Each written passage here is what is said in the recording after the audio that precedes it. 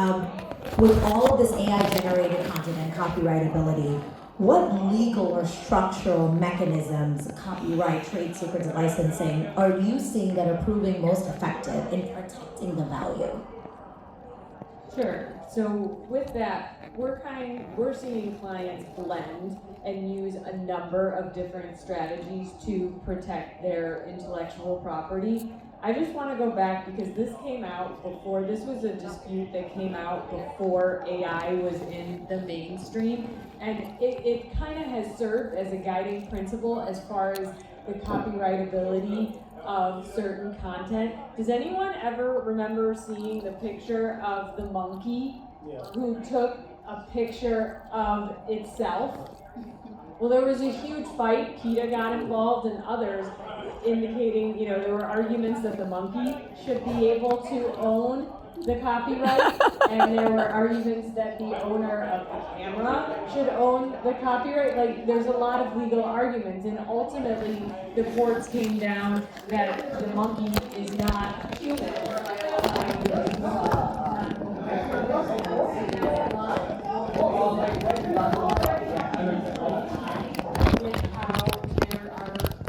How they're viewing copyrightability, because you want some sort of human input.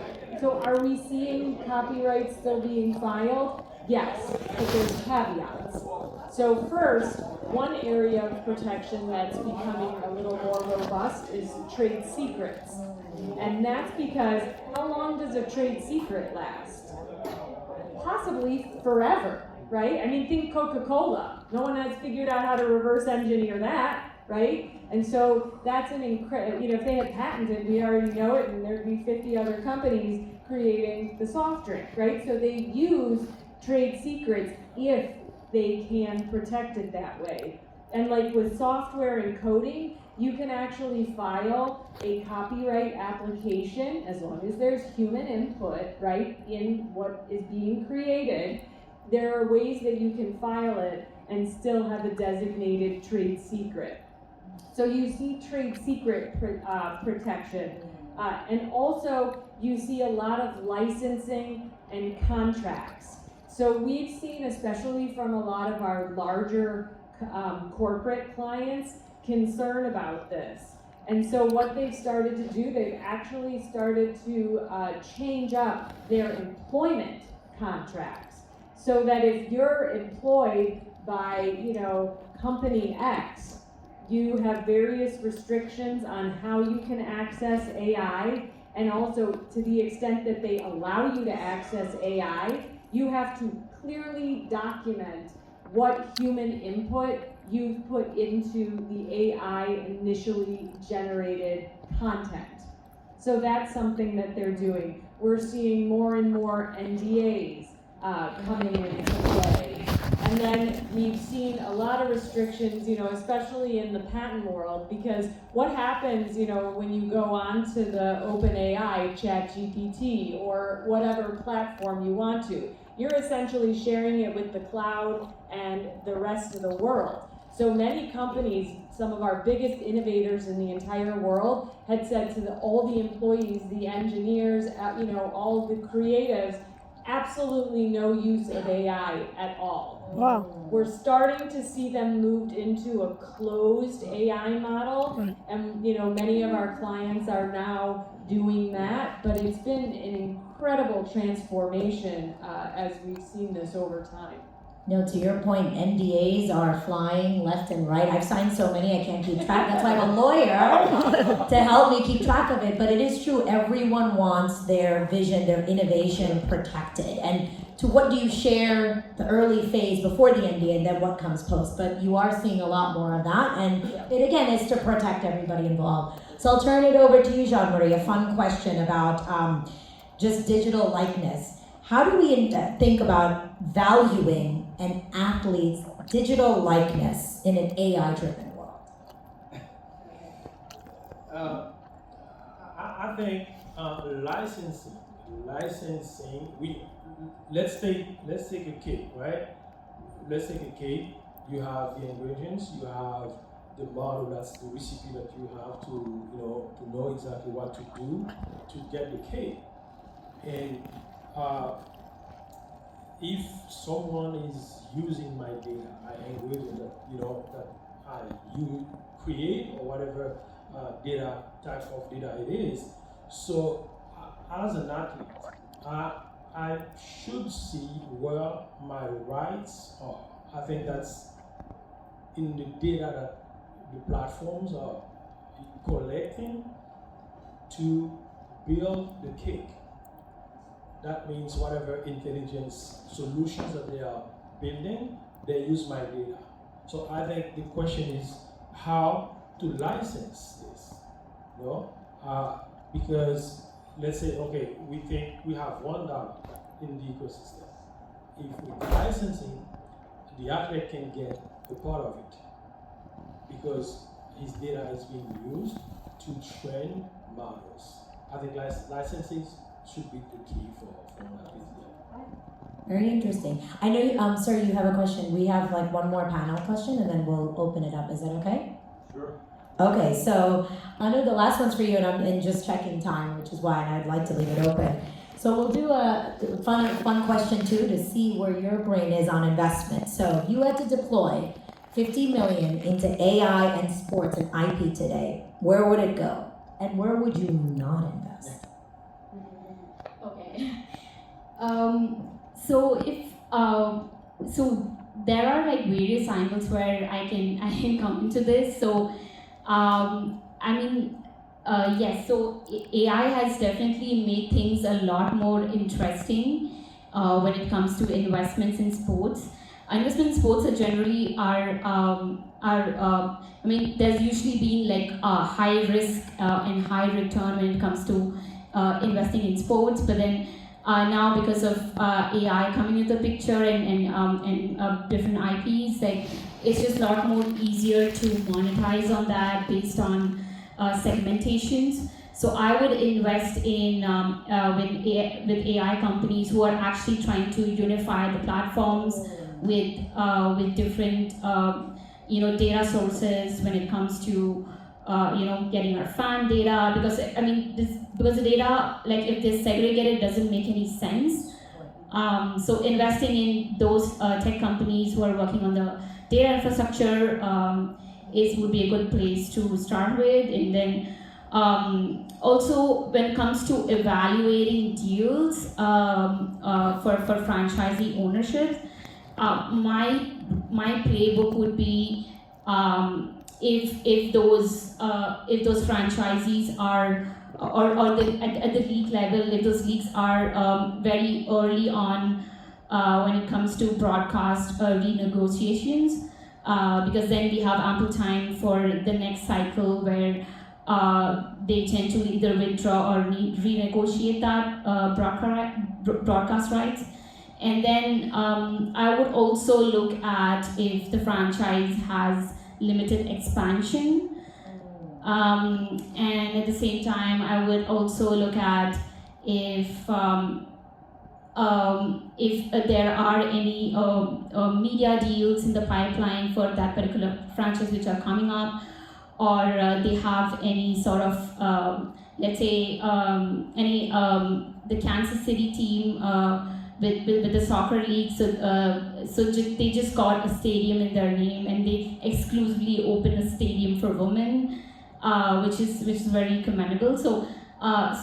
And they just signed like a 10 million deal contract for the next 10 years for the naming rights for the stadium.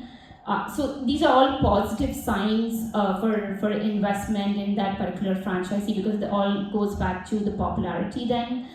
And the last thing is what I would look at is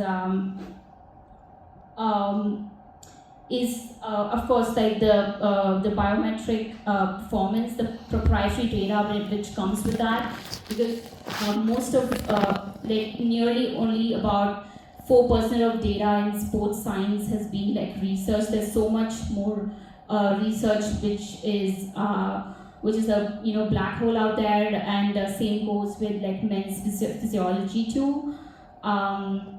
And what I would not invest right now is I would look at at who owns the data when it comes to, like, let's say if any sports company has a partnership with the franchise, like I would look at the agreements to know if they are already on the contractual agreements with the franchise, or if there's any company talking about data mode, are they getting just data from like different publicly available API sources versus having data from like proprietary sources.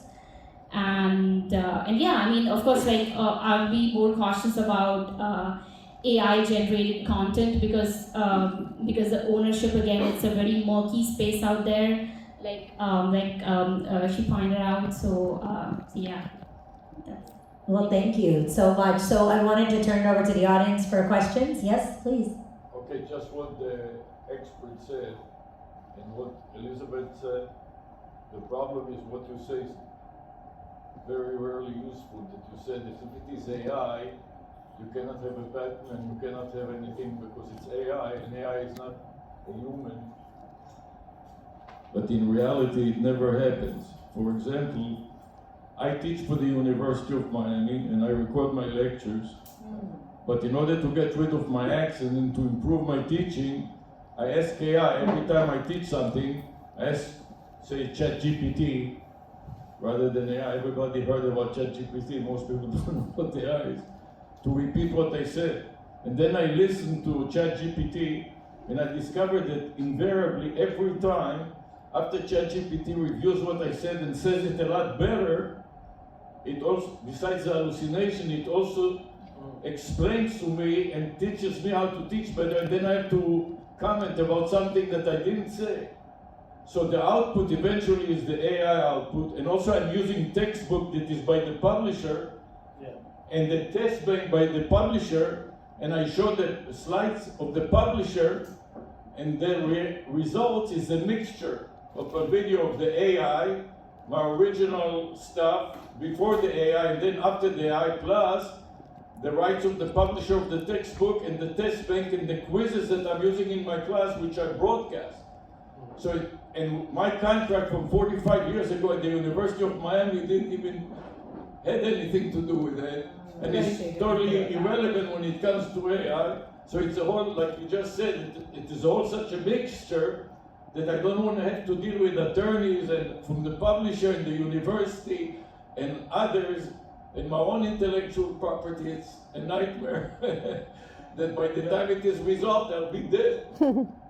Yeah, the sports ecosystem is just maturing right now because it's only now that it's their investors and stakeholders are realizing the value when it comes to generating revenue streams from different with AI in space, and so it's very fragmented, and there has to be like IP layers on these different fragments. It's not there yet, but it's maturing at a faster pace than any second. Yeah, I think this is what is happening in the what we call the hidden layer of the. You have the first layer, as you know, data. That's all what you train, what you give to the model. But where you have in the hidden layer, you don't know what is happening. How they use those data to generate what you heard, because it's hidden. This is what you have to algorithm. So I think, is it possible to go there to know what's going on? Like IP, whatever. Even now, who owns it? You're talking right now. They have cameras here. Who knows what cameras? They are people's camera, and they record whatever they want. And then, who is it? Miami-Dade, or is it Jean, or is it all the people here, or is it the panelists? I would ask who owns it? Well, I'll say this and it all depends. So the ownership I won't answer, but I will answer this. There's a lot of things that we don't know yet, and we're defining as we go. Right. This has happened before, everyone. We forget, though. Yeah. We forget what's happened 10 years ago and 20 years ago, because the rapid pace of evolution that we're in now, it is a little scary because it's just happening faster than we can keep up. But I tell anyone innovating in this space, you could spend years getting all the answers. You kind of missed the market. You've missed the market. Yeah. Innovation's not waiting for you. Sorry, right? So Do I will it. say there are things you have to foundationally do. Absolutely. But there are things that are constantly evolving as you go. So a contract or something that happened a year ago has changed now. So at least from an investor standpoint to founders, the longer they wait to go out to market and to seeing what the market appetite is, seeing if they can gain customers, you may miss the boat on opportunities because somebody else is doing the same thing. So it's a different lens. I'm not answering all your questions. I'm just saying the agility to evolve as you go is important, and that's what makes a company investable. Can you move with the market and evolve, and building a platform that evolves as things are progressing. And to go back to what everyone has said, think of the case, the AI in New York Times cases, right? Those that are pending in the Southern District of New York. Those are some of the biggest AI cases. I think there's like 51 or 52 big AI cases that are pending around the country. Guess what's happening to most of those cases? They're settling, and they're gonna have some sort of licensing agreement, and the ownership of the underlying AI that you were just saying isn't being determined. And so, to what Lakshmi was saying, I think that you have to have that dynamic agility so that, depending on what happens, because we don't know, you can, pivot. And right now, they're in the discovery phase of the AI platform, and so it's very interesting to see how the algorithms are working, and if it's transformative, or is it just, taking the data and just spitting out responses. And most of us don't even understand those algorithms. Right. Well, they're transparent. They're not transparent. We all are learning together. Right. We are all on this journey Right. together. So what you just said, yeah, I don't understand sometimes either. You have to, again, be wanting to learn. So please don't feel, no one here is behind. We're all trying to play. It's moving faster than us humans can sometimes process. As long as we're willing to learn, that's all that we could do. But we can't get stuck in our old ways. Yeah, and also on the brighter side, if you look at this, if it's all structured well, hopefully in the future, everybody gets a piece of the pie, right?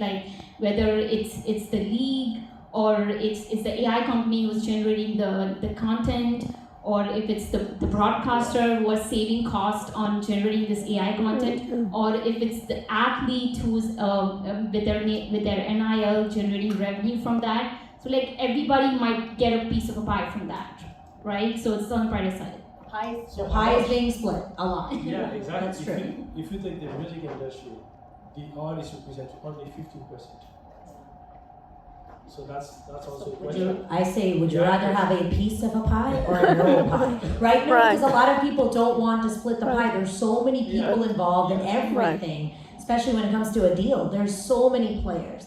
And if you're worried about a few percentages here and there, then it may not go through. So it's a much more, I say collaborate and win together. Negotiation. It's much better to win together than not win at all. Yeah, hopefully it gets there and more refined. Yeah. I think we're definitely over time, so thank you everybody. Thank you to the great panelists here, and thanks to all of you. And thanks for Jean-Marie. You deserve an applause too. Really. Thank you. All right. So I want to thank everyone for being here. It was a long midday, I can say, with 5 panels.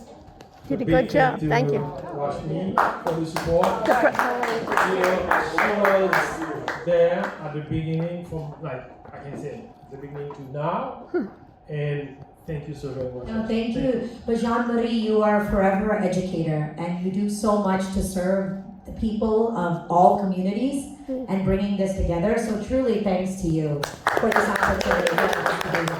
It's not easy to organize an event of this nature with such amazing guests that we have in the audience that ask wonderful questions. And of course, words beyond the panelists were amazing. Such a breadth of diverse experiences and translating their area of expertise that connects to all of us who may not have that particular knowledge. So that kudos to you for really focusing on how you can provide resources and education to the community so that, again, we can all win together. Very nice. Thank you.